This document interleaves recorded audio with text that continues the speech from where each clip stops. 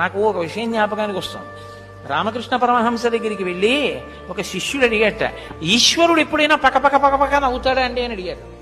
అడిగితే రామకృష్ణ పరమహంస అన్నారు, అసలు ఈశ్వరుడు చేసేదే ఆ పని, ఎప్పుడూ పకపక నవ్వుతూనే ఉంటాడన్నారు. అంటే అయ్యో ఎందుకండి అలా పకపక ఎప్పుడు నవ్వుతూ ఉండడం అని అడిగారు. అడిగితే టేపు పట్టుకుని భూమిని కొలతలు వేసుకుని నాదని రిజిస్ట్రేషన్ చేయించుకున్న వాళ్ళు చాలా మంది నా దగ్గరికి వచ్చేసారు, మళ్ళీ ఇవాళ ఎంతమంది బయలుదేరి కొలత వేసుకుంటున్నారు అని నవ్వుతుంటాడు రా ఈశ్వరుడు అన్నారు. నిజంగానండి, పేరెంట్ డీడ్ ఎంతమందికి మారిందో, ఎవడిది ఆఖరికి? ఇది ఈశ్వరుడిది. ఏమి పిచ్చి, నాదని పిచ్చి, ఆ పిచ్చితోటి పాడు చేసుకోవాలి. కాబట్టి